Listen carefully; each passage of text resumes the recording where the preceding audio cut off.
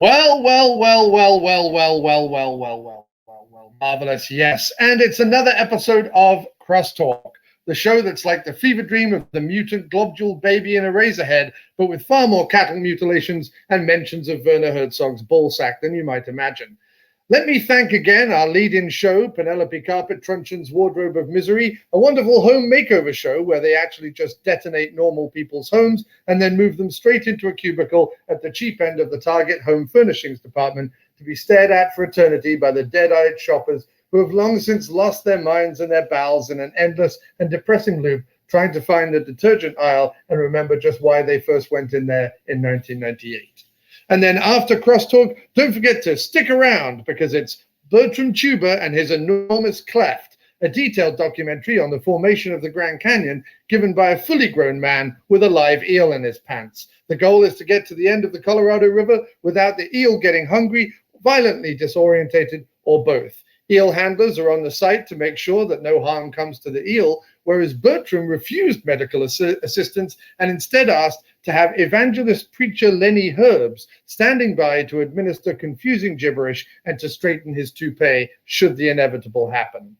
But now it's time to bring on our guest. He's the brains behind movie site Pinland Empire, contributor to the Pink Smoke website, co-host of the Zebras in America podcast. He's a kick-ass smooth music mixer and beats jammer and unreasonably tall but utterly delightful and full of wisdom. You know him, you love him, you've probably tweeted him a still from an obscure black and white Latvian film in hopes to catch him out, but utterly failed. It's the one, it's the only, it's Mr. Marcus Pinn. Sir, hello. Welcome to Crosstalk. What's up? Good. Doing great. Thanks for having me on, man. How about that for a ridiculous intro? I'm flattered, and that was amazing. I need to get an audio rip of that and save it somewhere. Maybe I can scratch it. This will go to podcast form after this has been done. It goes up as a video on YouTube and a podcast, and then I post it on the After Movie Diner so that all versions of this will be available to everybody, which is just fantastic. I've worn in your honor ceremonial bandana in the pocket square area. This is a bandana that could also be turned into a face mask should some mutant COVID zombies suddenly attack the apartment. So that's what I've done there. It's the first time I've worn a pocket square on Crosstalk, so nice. It's in your honor, sir. And how have you been keeping? How have you been doing? And more importantly, what movies have you been watching?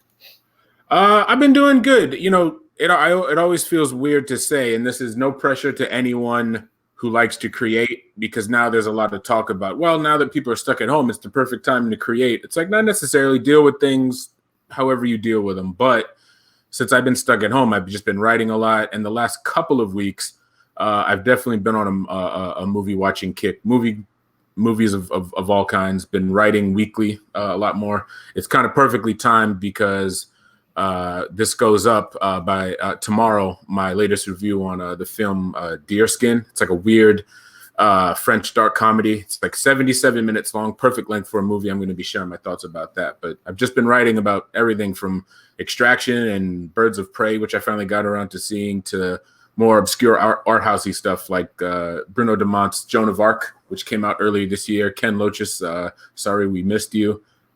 Making side-by-side comparisons daily all the time. It's like it's my form of sketching, like how people doodle on a paper or something. I have these apps on my phone, and I just make comparisons to movies all the time. Sometimes they're coincidental, and sometimes they're intentionally, compared to each other. So that's what I've been doing. Just trying to stay busy, basically, with all things Pinland Empire. Yeah, let's dive into. Yeah. Oh, yeah, you've been doing some Zebras episodes on Zoom, right? You've been getting some people together. Yeah, for the last couple of months. Actually, if you we're going to be technically all episodes go up on Thursday night, but we start promoting them on Friday. Then these next two episodes, we have some really, really cool guests. One I'm not going to give away, but tomorrow's episode, it's a famous film critic who I think more people like him should exist, because he takes his takes on action films, martial arts films, and stuff like that. He has the same talent for writing about those that, you know, like an Amy Tobin or someone, you know, like that does for, you know, like a Tarkovsky film or whatever. And then the following week, we have a really, really great filmmaker on the show that both Scott and I are big fans of. So it was really cool that I don't want to give it away, but that they are going to be on the show. So that's really cool. Yeah, no, there's part of me that has been thinking maybe I reach out to like the really famous people I've been trying to get on the show that I haven't been able to get on the show. Maybe right. I reach out to them now because they're just stuck at home and they're like, yes, please give me attention. You know what I mean? Like they can't claim that they're acting or that they're on set. I was just going to say that. Yeah. You know what I mean? So why not? Like they're just sat at home. What more could they want than people calling them up and just giving them rampant attention? That's got to fuel anything that they're lacking from being on their TV show, surely. Exactly. And I do have to say, now that I'm like a podcaster and I'm a regular on podcasts, John, I feel like you can attest to this. I mean, I've listened to After Movie Diner for, I don't know, maybe for as long as it has been out, because I discovered it through, our mutual friends, Doug and Kirk and those guys for Schlock Treatment. But it's like some people who are on Twitter, on Instagram, on Facebook, sometimes all you have to do is like ask them. It'll be like an actor or director. Because I think a lot of times people are just like, they probably get asked all the time. And then I come to find out some of the people I've interviewed on my own site or some of the folks we've had on Pinland Empire, it was just a matter of like, hey, do you want to be on the show? And they're just like, oh, yeah, sure. Like it's really that it's that easy.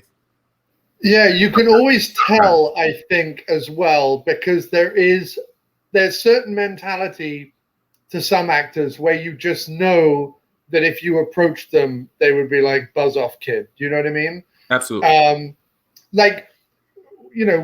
think the film we went to see was The Dead Don't Die Together for the After Movie Diner, which obviously has Bill Murray in it. And for all the like crazy Bill Murray stories of him showing up at parties or, crashing people's weddings or whatever, I feel like if you went up to Bill Murray and said like, hey, let's like hang out and chat on my podcast, he'd tell you to go fuck yourself. You know what I mean? Like that. Yeah, sure. Well, especially him. He's famously known for just likes to approach people on his own terms. He's famous for it. He's not a big autograph guy, but then I guess he makes up for it by doing the other outlandish stuff. So that's what I mean. Like I think you can kind of vibe it. What I used to try and do is also, if they had been on WTF or Kevin Pollak Chat Show, they were aware then of kind of what podcasts were. Very often you approach like an agent or an actor or someone who hasn't done one of those shows or doesn't do a lot of interviews in general, especially the kind of like B-movie guys that I'm often going after or often wanting to talk to. Sure. They probably haven't even done the Tonight Show kind of run, let alone podcasts and things. So there's always that period of time where you have to like explain to them what a podcast is, what a live stream is, da. But once they've been on like WTF or Kevin Pollak Chat Show, one of those that was done by one of their peers that they were aware of, that they suddenly realized what it was, it meant that I could often then approach them and sort of say, hey, you were on whatever, or the Projection Booth podcast, which my friend Mike runs, gets a lot of great interviews. And if they've been on the Projection Booth, normally I can at least I think I can get probably 1 out of every 20 guests that's been on that show, which is fine for a little show like mine. I'm happy with that. That'll do me. Oh man, exactly. I remember one time we got so lucky. I'm a regular guest on the Wrong World podcast. My buddy James hosts, and we did this celebrational kind of podcast about Michael Mann's whole career. And James is big about sharing. Whenever he does a podcast, he has his 3 different accounts. He does a blast of an episode. And then Xander Berkeley happened to see it, and he was just like, Xander Berkeley, I hate putting this out there. I don't want him to be bombarded, but he's super open about going back and forth with fans and stuff. So he and I mean this in a good way, he ended up seeing the Michael Mann episode and he invited himself on Wrong Reel, and we got to interview Xander Berkeley, who for me, he's like the perfect example of someone he's been in 3 of my favorite movies, and each one of those movies is from a different realm. Like he's in Safe, Todd Haynes' Safe, which is like the art house world. He's well, he one scene, but he has that one scene in Tapeheads, and he's in Heat. You know what I'm saying? So to get to talk to him, and it was one of those things where he was we did an episode. That was my first appearance on After Movie Diner. He was he was in the middle. He was literally on set of The Walking Dead, and he was just like, "Hey guys, I got 40 minutes," you know. But then it ended up being an almost 2-hour episode because I brought up Tapeheads, and then he was just like, "Oh wow, Tapehead!" Like he was so happy to hear someone bring that movie up, and then it ended up being a 2-hour episode. So yeah. Oh, I love that. Yeah, there's probably some AD on the set of The Walking Dead being like, "Where's Xander?" And he's like, exactly. "I'm still doing this podcast. Leave me alone." Exactly. We would be watching 24 because it's all the episodes are up on Hulu now, and of course he's like a big part of the first 2 seasons. And actually met his wife on that show, right? The Sarah Clark, who plays Mina or Nina or whatever her name is from the first series. They're now married, I believe, which is fantastic. But he's great. He's one of those classic character actors who's just been in everything and kind of done a bit of everything. And I love those careers. I'm far more interested in those careers than I am the Brad Pitts who have had to play Brad Pitt for 20 years. Like, I always think to myself, like, what would I ask outside of maybe True Romance? What would I ask Brad Pitt about? You know what I mean? Like, I'm sure I would find some stuff, but it would all be earlier in his career. I have no interest in anything he's done really in the last 20 years. I think he would appreciate that though. I think he'd be like, oh, like, and not even like the stoner on the couch in True Romance. I think like Cool World or stuff like that. He would probably love to talk about movies like that. He would love to. I feel like he's sure. 12 Monkeys. We just watched The River Runs Through It, and the one question that I would ask about The River Runs Through It is how long did they have to search to find a child who looked identical to Brad Pitt? Like that must have been really, really good. By the way, if you hear any, and this is what happens with live streaming, everybody, if you hear some slurping in a minute, it's my dog Bacon who just came into the kitchen, and she might be having a drink. I don't know. She's sniffing her balls. She probably wants dinner, but it's about an hour too early for her. But if you hear slurping, it's Bacon. That's what happens with live shows. You just have to run with it and deal with it. I'm definitely trying to pin down a few interviews, hopefully, in the upcoming months and weeks and whatever happens. I'm doing this ridiculous show for a while and seeing how people enjoy that. I mean, I definitely feel that pressure to be creative. There's this idea that just because we're all now staying home, that we all have like way more time, and that's not true. Like, it's not true that I suddenly have 7 days a week to just wildly create whatever I want.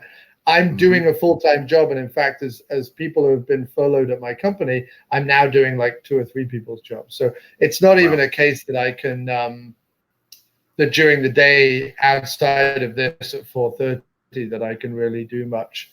It just is what it is.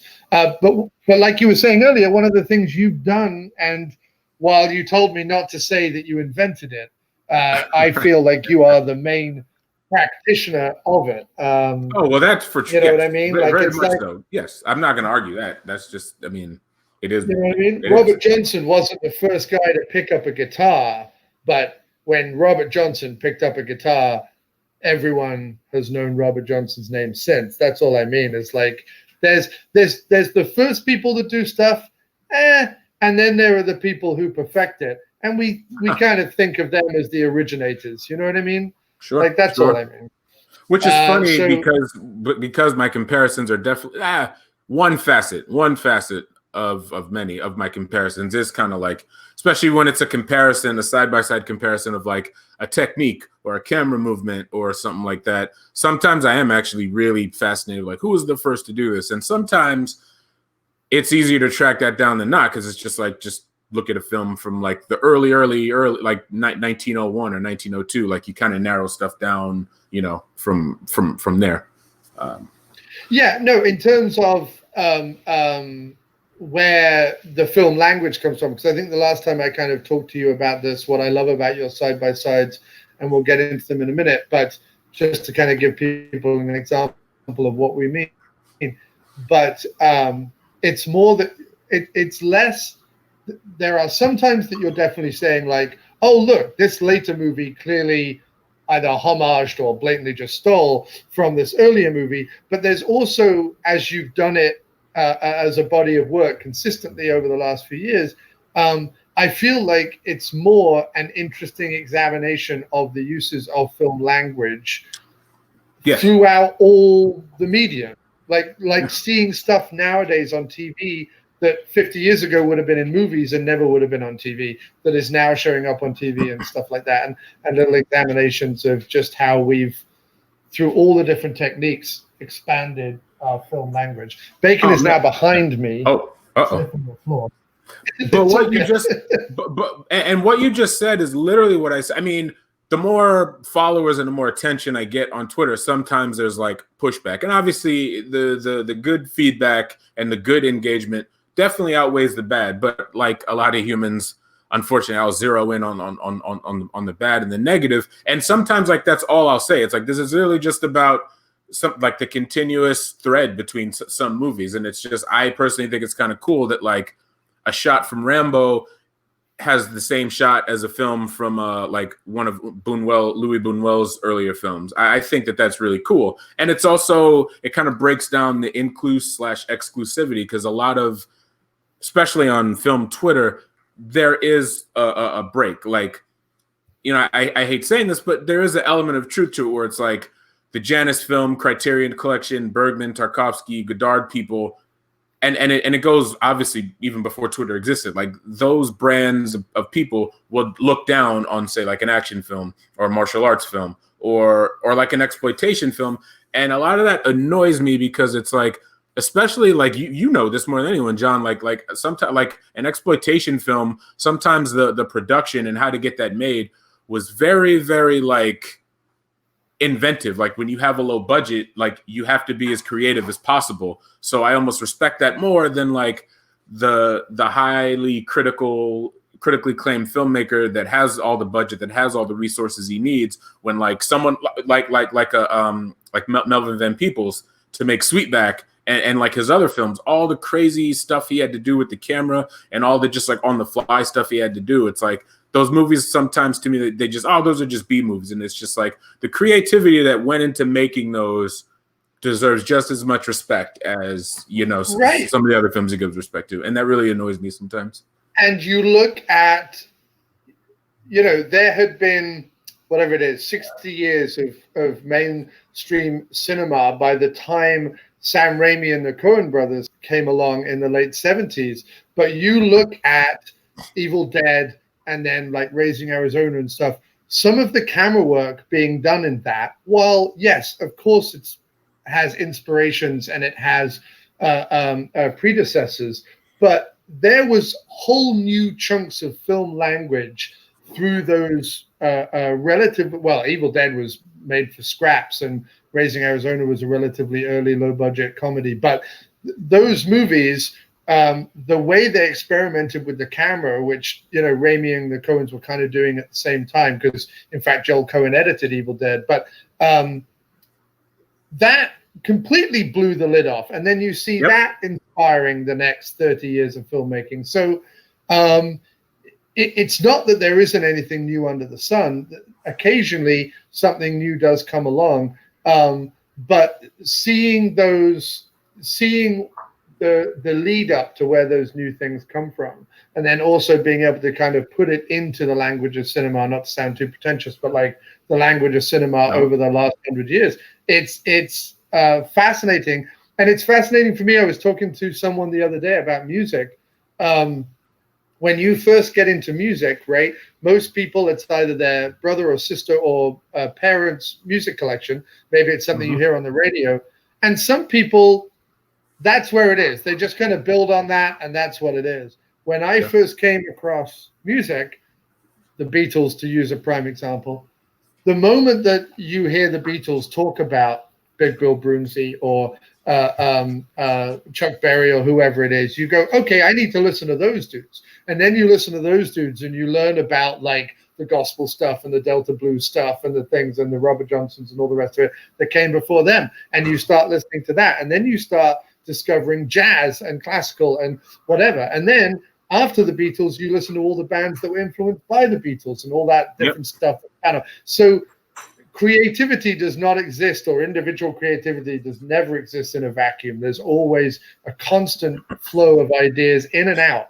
Hopefully you're inspiring someone in the future in the same way that you have been inspired. And what's interesting is that the reason why they say like imitation is the greatest form of flattery, but why it's also true in a weird way, and that imitation also breeds all new ideas, is that you'll because everyone is an individual.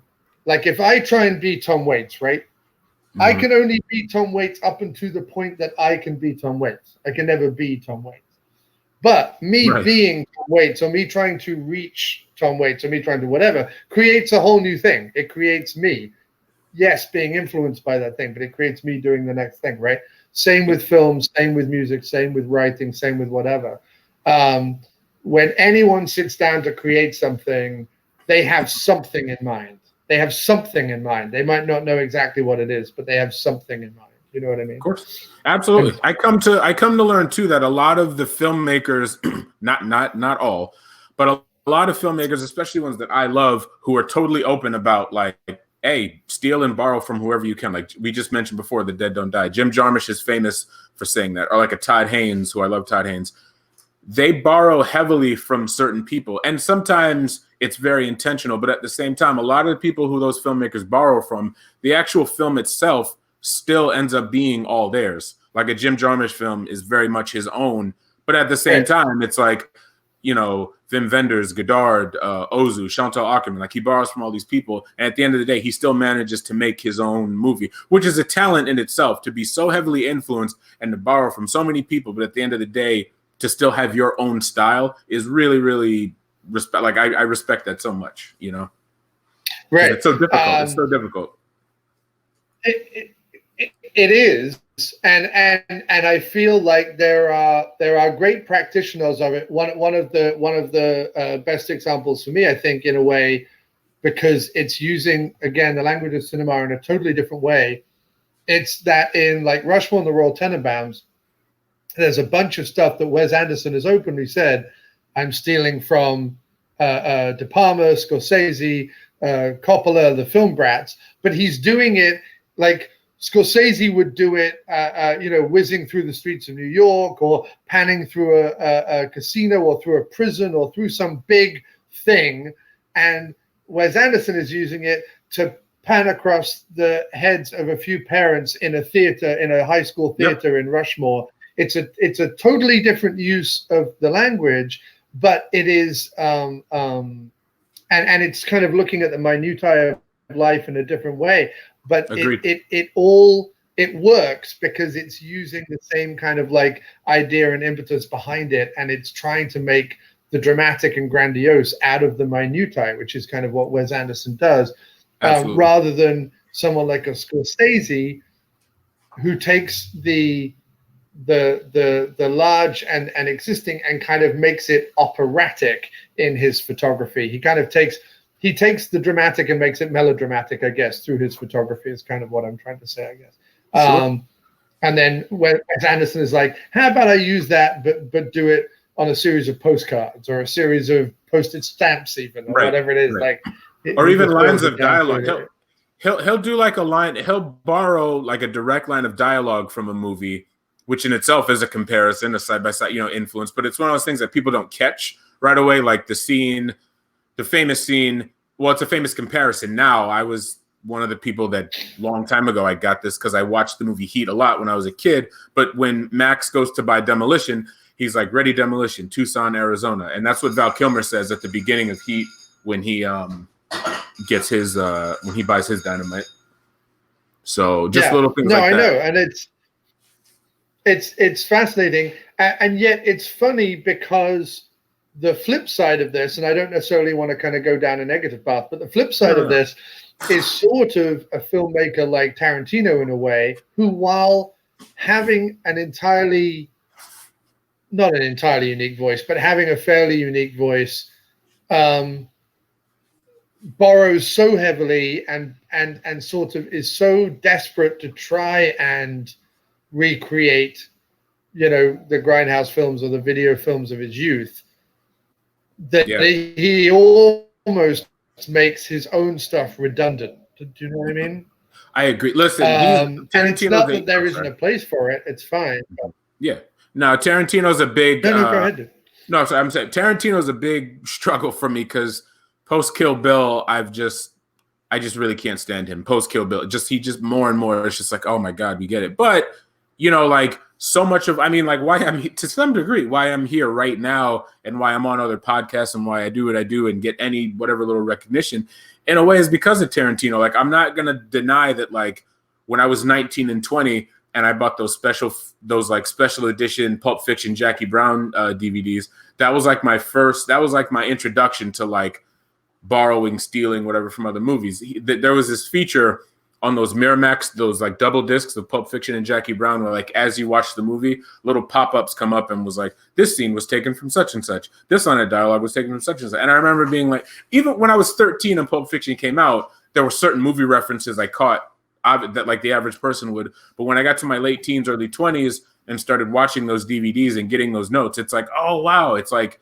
I don't know this movie. Now I want to seek out this movie. Like, a lot of my film stuff, I work backwards. It's like I'll find a filmmaker in the now, and then I'll read or learn about them and then discover their influences. And then that's when I, which I think is cool. And that's why sometimes I get mad at the pushback of movie comparisons, because it's just like, on some aspect, it's history. It's like, okay, if you love this Paul Thomas Anderson movie, you love this Christopher Nolan movie, like, don't you want to know what movies that they like that got them to make the movie that you like? I don't understand why sometimes people are so just against it, especially when a guy like Paul Thomas Anderson or Christopher Nolan, say what you want about their movies, they're another example of Jim Jarmusch or Tarantino, where they are so open about who they take from, steal from, borrow from. These are all their own words. So they've said it.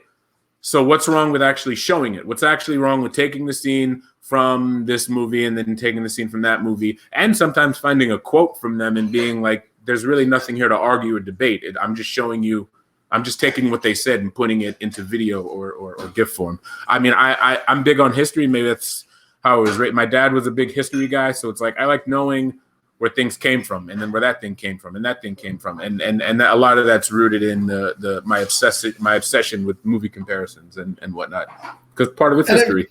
Right, and I'm sure if it was easier to get hold of some of the movie serials that Spielberg and Lucas grew up watching, we might not like see the Indiana Jones franchise in quite the same way, or even the Star Wars franchise in quite the same way, because they are hugely influenced from the matinee movie serials of the 40s and 50s, and admittedly so, but we all grew up watching them in the 80s, thinking they were just the bee's knees, and they are the bee's knees, but they have a history. I think what's interesting about Tarantino to some extent is I never watched a Tarantino film in my teens and thought, I wonder where that, like, he never influenced me to kind of go back and find out where this stuff came from.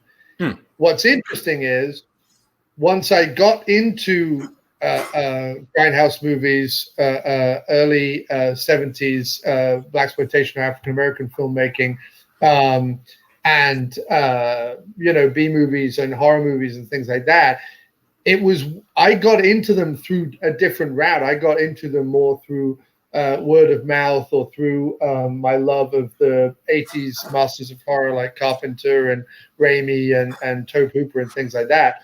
I got more into that stuff through those guys, and it wasn't until I watched that 60s stuff and watched that 70s stuff and saw like the Roger Corman school and all that I suddenly went, shit, like Tarantino like ripped all this off. Like I came about it the other way. I didn't look at Tarantino when I was 14 and go, oh, he's ripping all this stuff off. I came to the other stuff organically, and then went back and was like, oh man, he just stole all this shit. Sure. Yeah. Which is interesting. But yeah, so let's get to some comparisons. Oh, sure. Yeah. I've got all of the ones that you sent me via email up on the screen, so I can actually share them. Awesome. Let's see how this works. It does. So here's the first one. It's maybe not the best. It's not the biggest it could be, but it's as good as I can get it, I think. Let me see if I can zoom in. Okay. Oh, I can. There we go. Yeah. There you go. Although it's going to stop. It stopped moving. That's the trouble. It stopped moving. If I zoom in anymore, it stops moving. But if I go back to that size, it moves. It's all good. So talk us through this one then, Marcus. What's this one? So this one is an example of just like, it's half silly, but also half coincidental. I mean, on the surface level, it's just like there's similar color palettes. Obviously, the yellow taxi taking up the majority of it.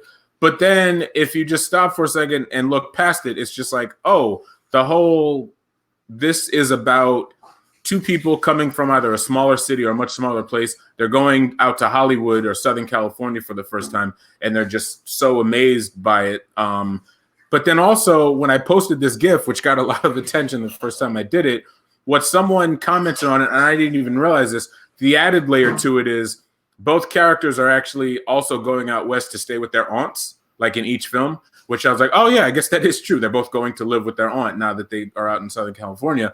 But then it doesn't get deeper than that. It's like, no question did David Lynch ever watch The Fresh Prince of Bel-Air and go, oh, I'm going to copy this in Mulholland Drive. But it's like, there are, as I just explained, there's like a couple of layers of themes. And this is just one to like kind of have fun with. It's not to be taken super seriously because, like I just said, like, there's no way do I think that David Lynch was like, hey, I'm going to borrow from the intro of Fresh Prince of Bel-Air. But no matter how much one may want to debate or argue, there's some similarities there outside of just the immediate visual ones. And I'm just really, fascinated by that. So, yeah. Yeah.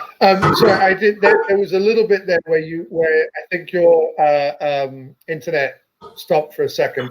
What were you saying? That they're both going out to visit aunts or uncles? Is that what you were saying? Yeah. Well, that's like kind of the other layer. It's like in Fresh Prince of Bel-Air and Mulholland Drive is like they're both going out to the West Coast to stay with their aunts, which is like a funny little kind of coincidental similarity between the two. But I also know, like I said, David Lynch obviously did not intentionally copy from Fresh Prince of Bel-Air. It's just a coincidence and a fun one. I like to believe that David Lynch did purposely copy Fresh Prince of Bel-Air because it's sort of in my heart one of those like weird little things he might have done. So that was your first one, Fresh Prince of Bel-Air and Mulholland Drive. Sure. There's the GIF side by side, and now hopefully people can understand when we're talking about your side by sides. For people who don't know, this is what Marcus does. He has a program on his phone that he's able to pull these GIFs into and create these like fascinating comparisons. So the next one you sent me was this one. It's North by Northwest, and then one of the more recent Star Wars movies. I don't know exactly which one because she's in all of them, right? It's the last one. It's the The Rise of Skywalker. Whatever it's episode 9. Whatever. It's episode 9. I watched episode 7, and that was it. I haven't watched any of the others. I watched the one where Hamill showed up at the very end and they killed Han Solo. I watched that one. So what do we think is going on here? Do we think because of the rich history of Lucas and J.J. Abrams and the sort loving old Hollywood and classic Hollywood, do you think this is a intentional one, or do you think this is 1,000%? It's definitely intentional. Yeah. And also, it's funny you say that. I find what also kind of sets me off about the negative pushback of movie comparisons too. It's just like, so a movie like Vertigo and so many movies of that ilk, people just so like willy-nilly, they're just like one of the most influential movies. And then, like I was saying, before, with like a Paul Thomas Anderson or whoever, when you show their visual influence, it's like people say they're influential, then you show the visual influence, and then they're just like, I got a lot of negative comments about this one. Although it did get me into the Washington Post, so that was kind of cool. Very cool. Yeah, the Washington Post picked this up and ran like a little story on it. So because I released this like the day the trailer for episode 9 came out, I quickly threw this together. But it's also like, yeah, you have like just from frame to frame, it's the classic setup of Vertigo where like at the top frame it's like, wait, is something coming towards me? Is something? And then the middle frame it's like, oh, so it's like, oh, something is coming towards me. And then in the final frame, like you can see like the plane behind them, and then they, Right. Of course, the difference being that in this one, Ray does a backflip over the spaceship where Cary Grant kind of falls on the ground. But it's like that would be amazing if Lucas went back to North by Northwest and re-edited it so that Cary Grant did a backflip over the plane. That would be incredible. So, and like to me, this is like a more obvious thing. Again, you said it perfectly. It's like like in the realm of J.J. Abrams and George Lucas. It's like, obviously, like they're influenced by who isn't influenced by Hitchcock? This is like, to me, this is like a softball, like a slow softball lobbed in the air to just kind of show, like, yeah, what is there to debate about? But yeah. But I guess I should note of all the cool. No, I mean definitely. And was it J.J. Abrams who did Rise? That did what? You broke Sorry, up a dude. little bit. That's fine. Was it J.J. Abrams who did the last one? Yes. The one that it was okay. Yeah, because I know wasn't who else has been on it? Ron Howard did one. No, and, Ryan Johnson. Ryan Johnson did episode 8. Ryan Johnson. Yeah. Right. Okay. Yeah.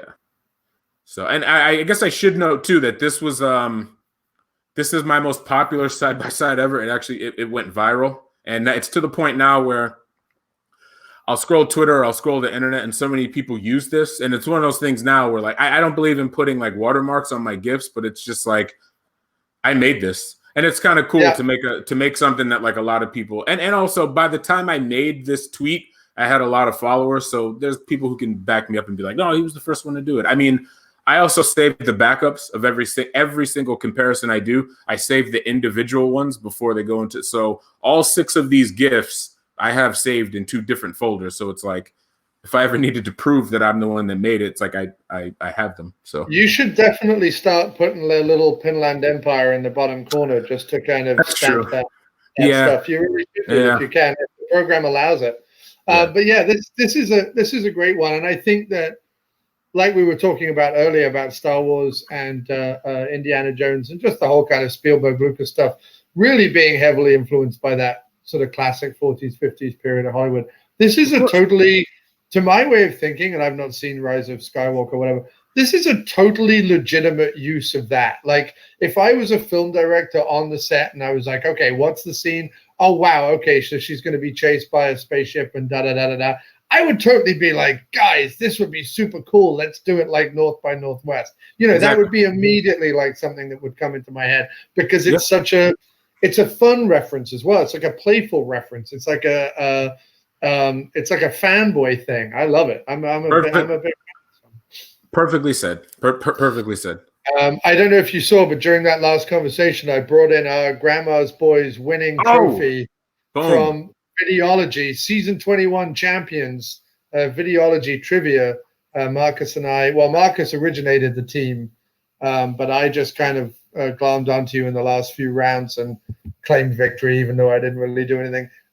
No, you're absolutely no. There's a reason that Kato and I recruited you for the team. So yeah, no. Yeah, I thought I'd bring that on with me today. All right, Let's have a look at the next side by side. We have.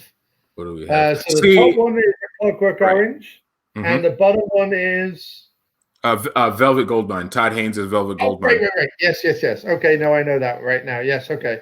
Again, that's a clear, obvious. I mean, Velvet Goldmine was full of them. Yeah, and this one gets more into like more factual base, less speculation. Where like Todd Haynes is one of my favorite filmmakers, even if certain movies of his kind of may go over my head, like the Bob Dylan movie, and that's only because I don't know much about Bob Dylan. So I'm not there. Was very like heavy in Bob Dylan references, so I didn't get it. But it's like. This movie here, like, in an interview, Todd Haynes himself said, A Clockwork Orange played a real part in the fantasy world of Velvet Goldmine. So it's one of those things where it's like, you see this kind of sexual romp that starts off, that turns into this high speed, thing. And again, it's another one of those things where when you combine what the actual filmmaker said and then you see it here, it's just an example of what I consider is just kind of a fact. It's like when you say A Clockwork Orange played a part in this movie, and then you have a scene that takes literally from the movie. What's there to discuss besides, yeah, no, I get it. And well, I think what is to discuss is the fact that clearly Kubrick, when he decamped and went to England, like all Americans, had a weird love of Benny Hill. And I don't quite understand it. Sure. I mean, I'm slightly joking, but at the same time, there's this whole when you grow up in England, certainly the generation I was, you get bombarded at a certain point on TV by the Carry On films, which are sort of the big screen version of Benny Hill. It's a lot of kind of what you would call cheeky humor, lots of suggestive stuff, cleavage, not so much like full-blown nudity and sex, but it's a lot of like, oh, I slipped on a banana peel and my blouse burst open. It's that kind of stuff. Sure. And a lot of like, like the Python sketch, nudge, nudge, wink, wink, a lot of kind of innuendo and stuff. It's sort of like that. There's a whole rich vein. And it's weird, actually, because for all the people who have gone back and tried to sing the praises of 1980s sex romps or 1970s grindhouse films or 90s whatever, it's because they're all very cool, right? There's a lot of cool stuff in there, and there's a lot of like exploitation stuff and whatever. When you go back to like the British softcore sex romps or sex comedies or cheeky end of the pier postcard kind of comedies of Carry On films and On the Buses and Confessions of a Window Cleaner and all that kind of stuff. No one's going back and like digging those films up. And I've often thought, as like a British podcast in America, I should maybe go back and like dig those films up just to kind of go, because legitimately a scene in A Clockwork Orange where there's a lot of like sped up nudity and the soundtrack is all like it's Benny Hill. Like it's influenced by this sort of weird strain of British sexuality, which just can't in America, it's all about like cover up the nipples where, we don't want to see, we'd rather see a big gun than a big penis kind of thing. Right. In England, it's not that we shy away from sex. In fact, almost all of our comedy is about sex at some point, but we laugh at it. We laugh at all the ridiculousness about sex, like what we would call the wobbly bits, right? So all the wobbly bits. And we have to make jokes about it because we can't confront sex head on. We're not repressed in that way, but we can't confront it in an actual kind of, passion, love, humanity way. We have to like laugh at it because it's intrinsically ridiculous. So that's what I always think with something like this. To my British sensibility, this makes total sense. And the beauty, but the whole beauty of this conversation is essentially one of the things. All I'm trying to get out of too, when I make a comparison, is like, so I just went from Todd Haynes to Stanley Kubrick, and then you took it to an even further. Like you're like, oh well, Benny Hill, and then there's this whole other aspect to it, which goes back to what I was saying, what both of us were saying earlier, how just like it's cool to find this thread between kind of unexpected things, because it's like unexpected on the surface. You have like Benny Hill, and then you have like Stanley Kubrick, who is the epitome of like, oh, you have to take him super serious. All his movies are serious. And then you have a guy like Todd Haynes, who, while is very playful in his filmmaking, he's still in that realm of serious art house filmmaker. But to take it from that Todd Haynes in the 90s to Benny Hill is like, I think that's really cool. And that's what I'm so fascinated about. It's just like that continuity. It's like the language of cinema or TV as well. That I'm so fascinated. But also, if you look at Dr. Strangelove, even The Shining, Barry Lyndon, there's plenty of Kubrick's films that have a great sense of humor. The fact that a lot of highbrow critics don't like to, and that's always been my problem almost with art house filmmaking, is that highbrow critics have ruined it for me, because they'll talk about it in a way that I'm like, but you don't really mean that. You're saying that Yeah. because you think it's something you should say. Yeah. If a scene in an art house movie is boring, call it fucking boring. Don't tell me that it's really, I don't know, showing deep inner truths about man's ennui or some bias. It's boring. Yeah. There's some art house films that are great, you know, but like. Or if you like it, like, don't try to convince someone else, because it almost seems insecure. It's like, are you trying to convince yourself? Like, if you're confident in liking it, there's one thing to write about something just to express how you feel, but then to write about something and like, oh, you just don't get it. Here's what it really means. That's when it starts to get problematic and a little corny to me. I'm just, just saying. So, this right. Totally. Oh. And I think that's where, if,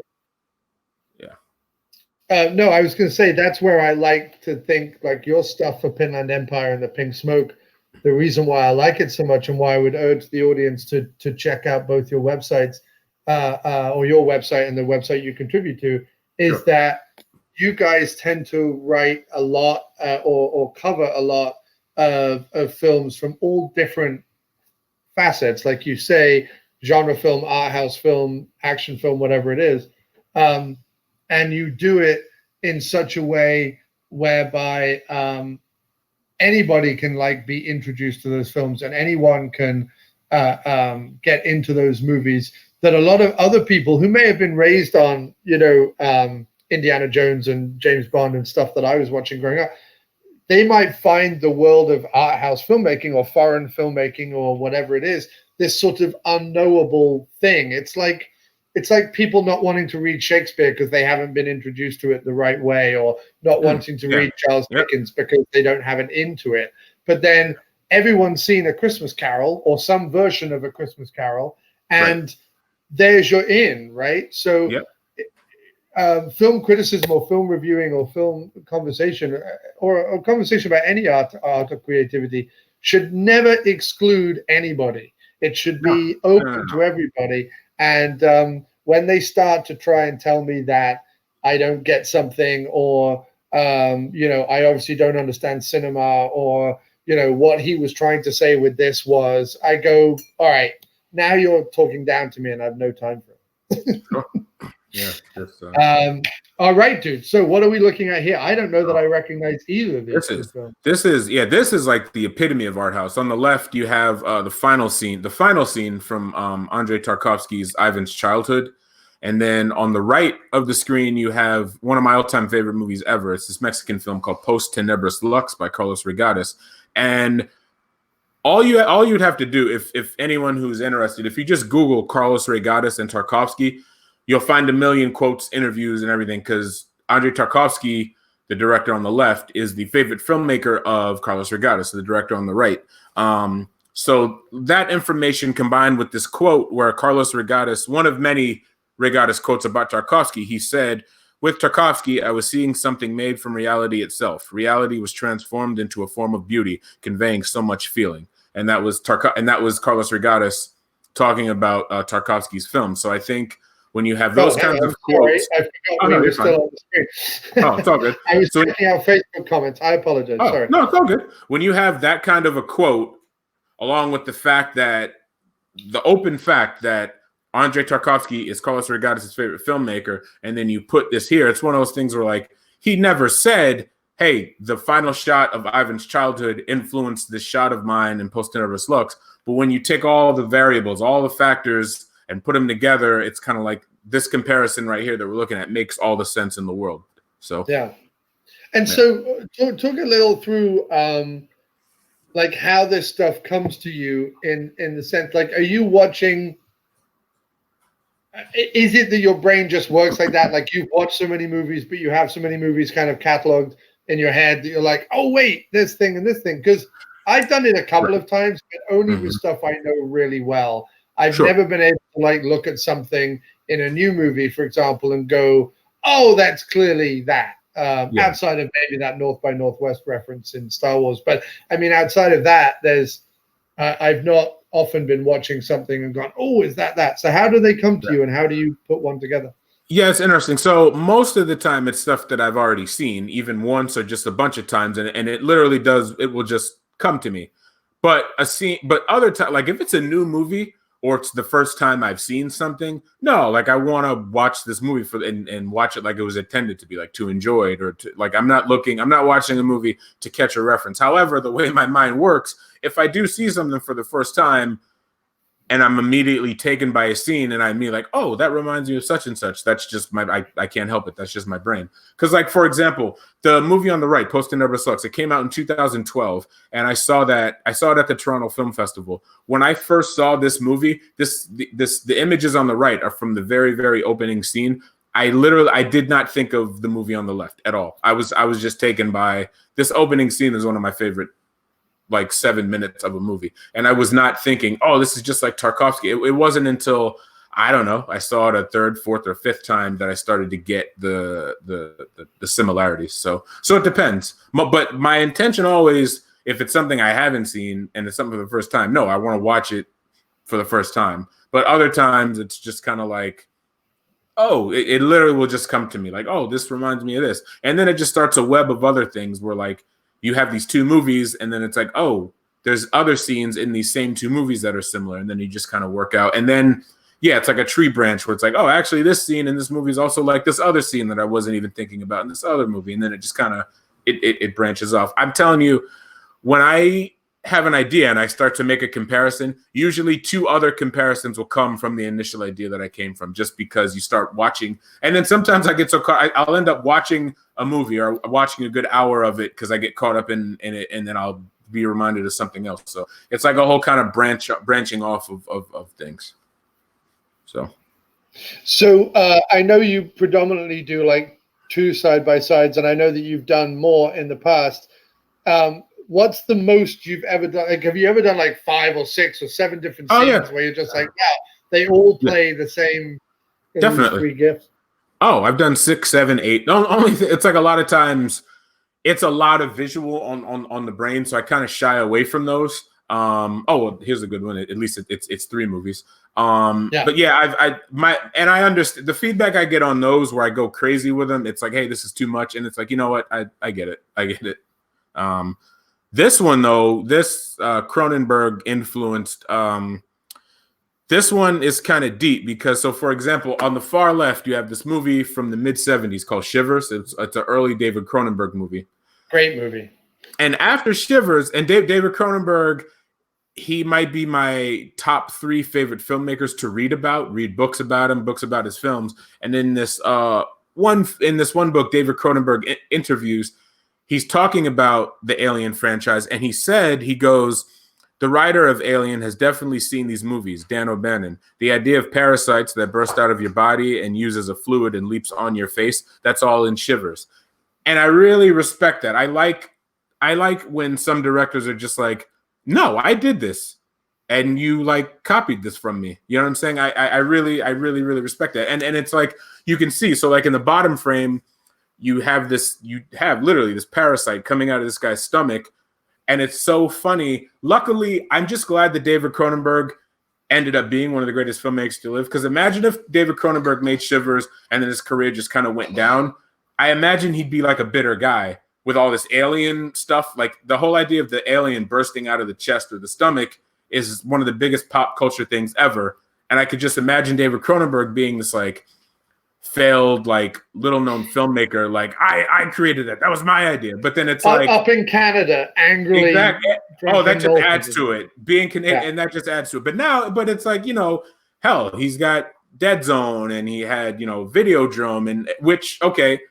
And I always felt that like, so after the Alien franchise, after Alien like popped off, when he was vocal about like, hey, I think I kind of created that whole genesis, that whole idea of like the alien thing coming out of the stomach, he kind of revisited that in his own movie. So to the far right is towards the end of Videodrome, where again, you have this like gross thing coming out of a guy's stomach. So it's almost like I kind of bookended this alien thing where it's like, these are the origins of it. And it's like the Cronenberg's own words followed by on the other bookend, it's like he explored this theme again in Videodrome.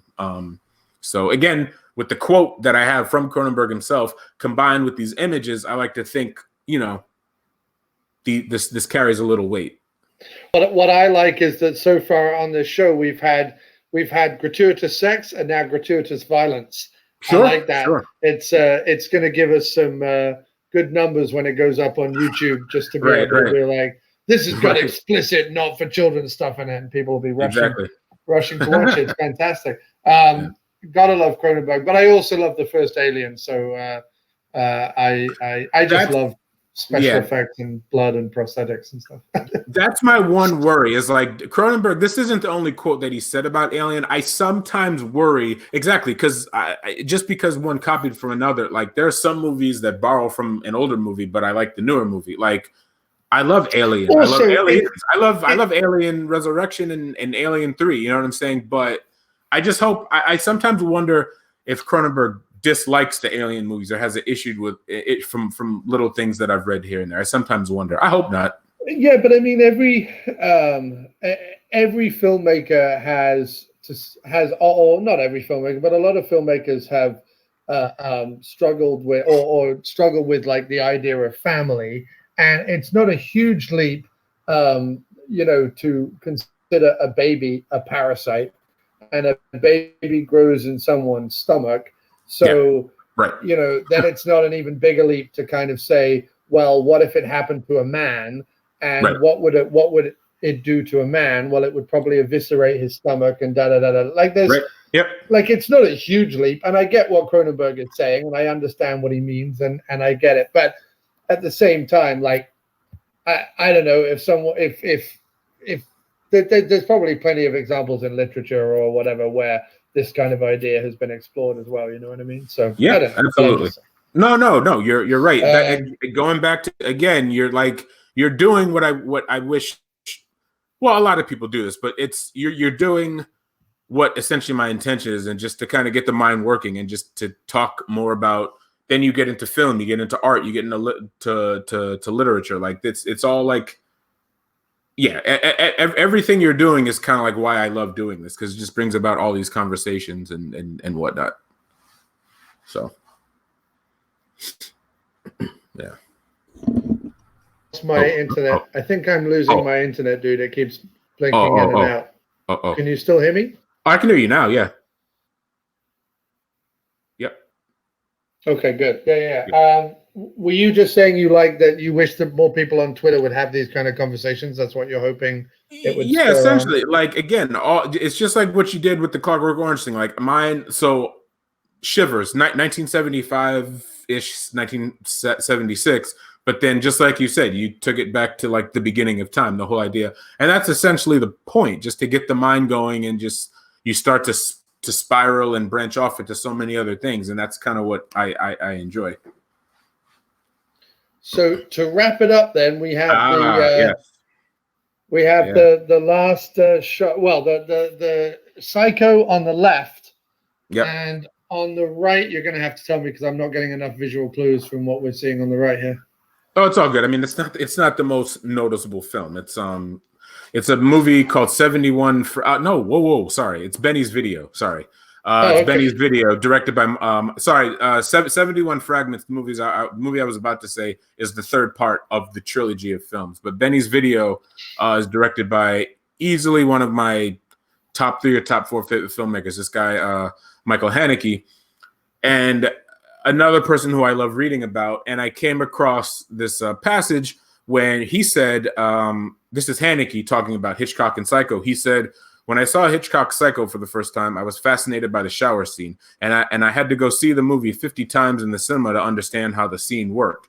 So when you get a quote like that, and then you get a scene like this, where the top scene, you have the blood being drained into the tub, and then the bottom frames, it's like this dead woman. And there's an added layer. If you watch both movies, these women's outcome, like they were killed by a man who they were kind of friendly and familiar with at first. And then actually, let me take that back. They were killed by these like secretly voyeuristic men who were friendly, on the exterior. And then it turns out they're like killers. So, which is so psycho, you know what I mean? So when you take, again, all those variables, all of these factors, this comparison makes a lot of sense to me. Yeah, of course. No, completely. And like we were saying earlier with North by Northwest, like you could probably do a side-by-side comparison with almost every single one of Hitchcock's films because there's so many that have influenced people. And the Psycho shower scene is, and even kind of reveal at the end of Psycho and so on, is said to be the film that like launched an entire genre. It's influenced essentially most kind of slasher films that came after it. Even though, again, Psycho has its origins in pulp novellas. I mean, everything goes back to, in the same way that Giallo does in Italy, which kind of start around about the same kind of time as Hitchcock's making Psycho. There are those pulp novels / giallo books that are, full of imagery and lurid ideas, and Hitchcock happens to be the first person to kind of really translate that in such a surprising way on screen, because obviously he does it with an actress who you assume is going to be the lead throughout the movie. Yeah, exactly. He does the old bait and switch. Yeah, kills her about 40 minutes in, and does it in a way where audiences to this day swear that they see knives going into flesh. They swear that they see blood spurting out. They swear that they see this, that, and everything else. You don't see any of it. It's such a trick of editing. And I want to say too, real quick, a big part of my obsessiveness with comparisons too is like, again, when you think of a Psycho, it's the shower scene, and to a lesser extent, like the reveal at the end, and maybe to another lesser extent, that kind of final shot of Anthony Perkins looking into the camera or whatever. But it's like the actual shower scene, like the pulling of the curtains and the knife, is one of the most copied, influenced shots ever. But then I like to kind of I learned a lot. And I learned deconstruction a lot in college, and it's just like, well, let's break down the shower scene a little. Like, what happens before the whole peeping Tom stuff, or what happens after she's stabbed in the shower? And that's why I appreciate this comparison too, because instead of going for the typical shower, comparison, it's kind of like the post-murder where she's just lying there and then the blood is going down the drain. It's like one of those things where when you take like one of the most commonly copied or influenced shots, it's like, well, what else is there? Like, let's dig even a little deeper. Like, it doesn't have to necessarily stop on the surface. And that's another thing that I get really weirdly obsessed about.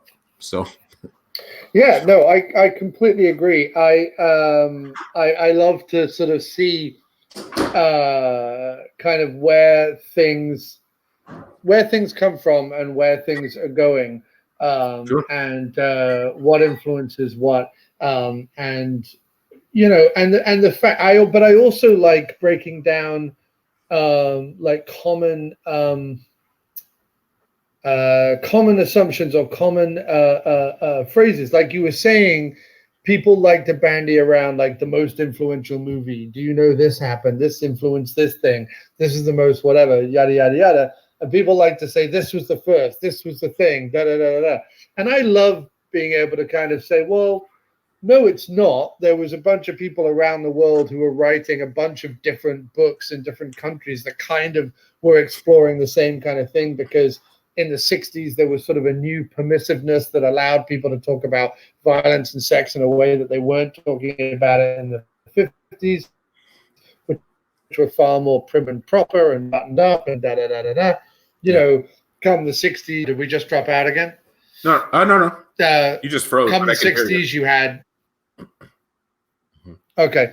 Come the 60s, you had a president assassinated. You had the war in Vietnam start, et cetera, et cetera. Like, there's no end of stuff that you can kind of say the human soup was full of this stuff, and it led to, X, Y, and Z. And I like being able to kind of say that as well, because there are so many people, especially online now, who haven't watched the movie before 1994. It feels like. And who are so willing to just kind of go, this is the final thing. This is the final word on this thing. And I just don't know how you live that way. It seems like such a restrictive way to live. It seems ridiculous.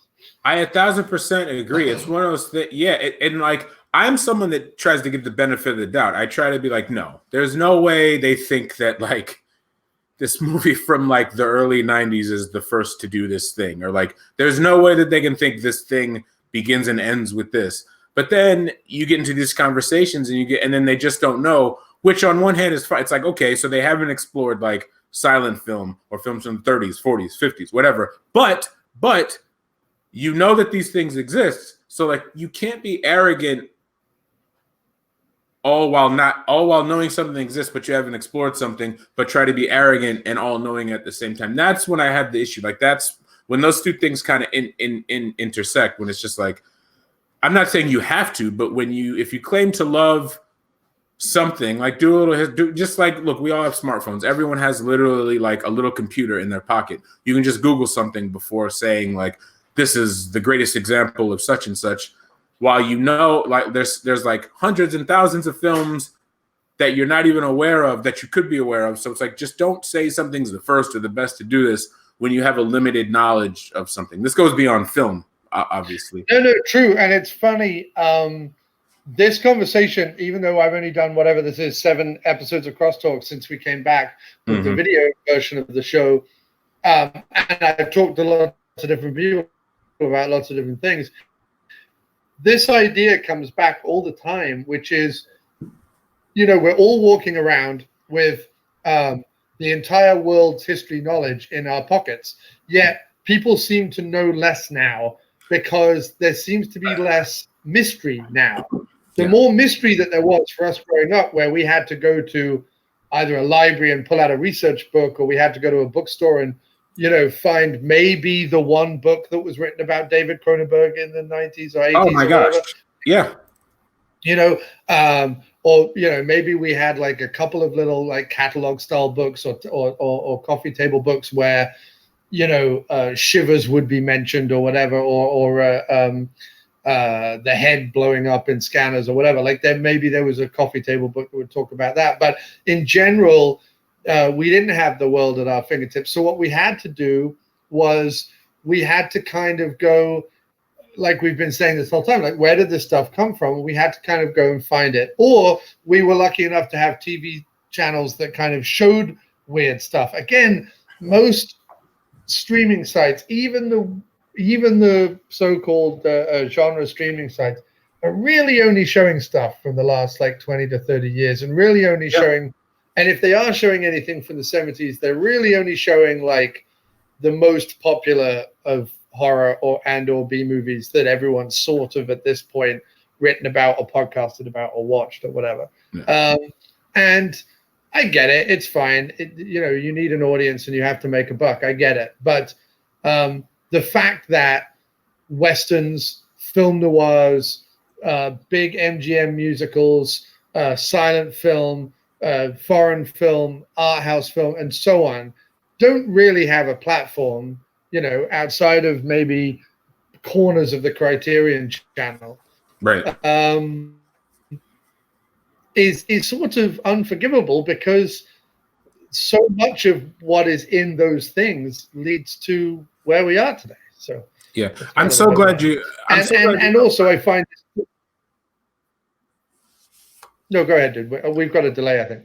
Oh yeah, no, I was just saying. I'm so glad you said that earlier because it's like I another thing that I hate falling into is just like the age thing where it's like, well, when I was your age, I did this and blah blah blah, and to sound like our parents. But now I'm noticing that like I feel like someone who is into like niche things, not just who doesn't like movies, who doesn't like music, but someone who is into like this subculture of a subculture underground thing, whether it's movies, art, film, all the digging you had to do. I was born in 1981, so I'm just saying all the digging that like I had to do in the mid 90s and like the late 90s, even when the internet existed, like there was like so much false information when the internet first came out because it was just like a guy or a girl writing stuff. But still, just like you said, like going to the library to track down like the 1 or 2 books on film, or like going to a website that would like crash or something like that. Like I was on movie websites early, so I think that's why when I see like a younger person that's into a certain form of art and they don't know their history, but they have access to the history so much easier than like say you and I. I mean, John, you're a friend of mine, so I know a lot about how you used to search for things and dig for things, and I relate to that outside of just movies. So I think it's kind of like it's so hard not to feel like the bitter old man, but it's true. It's like, yo, in my day, like you had to read like a liner note to find out who was the other musician on this album, and then like you had to seek out their stuff. Now it's just the internet. You can find out who did this book. Like you're done. So it's like, take advantage of that. Don't not take advantage of it. I think that's my thing. And while I am, self-confessed a grumpy old man, and happily so, I don't even say it in a. I say it more just in a querying sense, in this, or from a kind of human psychology, philosophy kind of sense, in the way that why is it that more availability to knowledge does not make us more knowledgeable? That's more sort of the grander question. And it's not, yes, it stems from, I've had conversations with people in their 20s who don't know who Paul Newman is, and that blows my fucking mind. How do you not know who Paul Newman is? Right. That you ask a child of the 80s, they knew who Charlie Chaplin was. They didn't have to, like, it wasn't like they knew who Marilyn Monroe was, and they were like 30 years before them. If you were, I don't care if you were born in 2010, you should know who fucking Paul Newman is. He's the guy. He's on the pasta sauces, for God's sake. I was just gonna say, if you go to a grocery store, you to some degree you know who Paul Newman is. You know what I mean? But yeah. So it's weird to me, the old man thing, and it's more. I just don't. I guess I just don't fully understand why, as I say, more availability of knowledge has not led to us as an animal species being more knowledgeable. That's right. Yeah. Yeah, man. All right, dude. Well, look, our internet is spotty all over the place, and we've run over the hour. But do you have anything that you want to say, sir, to wrap us up, and also let everyone know where they can find you online and what they should be reading, listening to of yours that is either coming up or is out now?